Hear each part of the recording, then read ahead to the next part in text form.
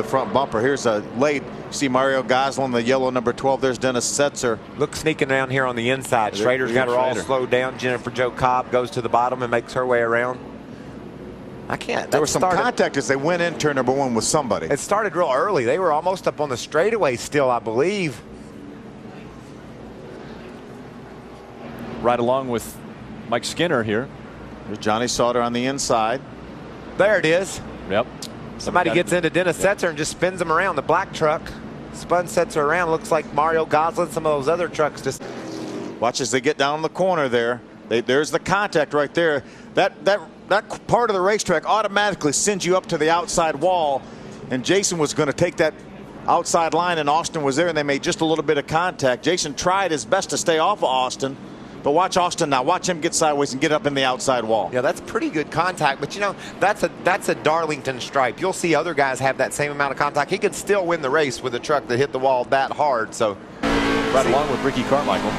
Watch what Ricky sees, man. These guys go everywhere. He sees an exit path there around the outside of Johnny Sauter, and he knew he needed to get on the gas and clear that. Of the hook, you see him into the wall there. Wow. It had the looks of maybe a cut down right front tire. Was that the whole I think there's more to this story. I think that he got into the wall there, maybe cut a tire, maybe got a fender in on a tire, and then wound up crashing into the wall. You can see there a lot of damage to the right front. So that was probably what caused, you see the brake rotors, the brake rotor falling apart, pieces coming off that truck. That was probably the reason why he hit the wall. There's the big hit. Yeah, yeah. Remember, he was running with Kenny Schrader the first time around when he scrubbed it. And this is the same part of the racetrack, and it took a lap for that. That's why I said it was easy. Take a look at this in the back of your screen. Yep.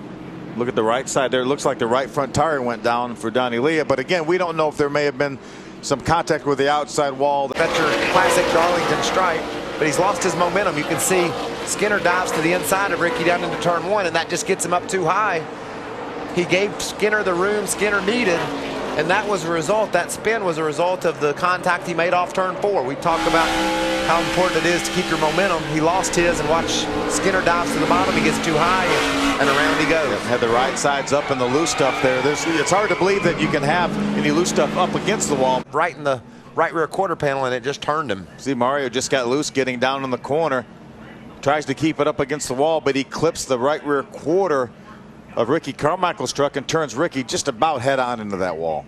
And Ricky makes more contact with the inside wall. Yeah, by this time he has no brakes. He probably broke a brake rotor when he hit the outside wall. There's Mario, gets into the outside wall, and then watch him just clip the corner of that truck and puts him at least at a 45-degree angle anyway. You just have to be so thankful for these safer barriers. Haven't hit that concrete before, Phil, like you and I have. You watch this angle Ricky Carmichael hits this wall with, heading there with his foot wide open on the floor and driving straight into that wall. Man, that hurts so bad. Well, let's ride along with him and see what it sounds like.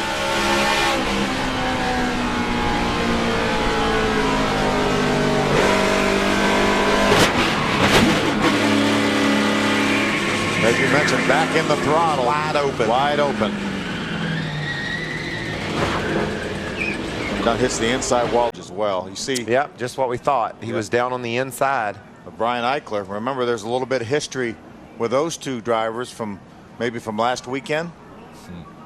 Well, Eichler, in my opinion, didn't do anything wrong last weekend, and I don't think he did anything wrong there. 81 of David Starr, making a little bit of damage to the back of that 7. There's Mike Skinner's truck. That's when he makes contact with the 7 of Justin Lofton. You can see he drives down into turn 3. The right front tire goes flat. It puts him into the outside wall. You know, he was second. This 18 truck was second in the owner's points this year. Just a handful of points off Todd Bodine for the lead. This will certainly hurt those chances of winning that owner's championship as a Toyota. Kyle Busch obviously would love to win that in his rookie season. Listen in. But again, that was inevitable after that initial contact coming off the corner, bouncing off that wall.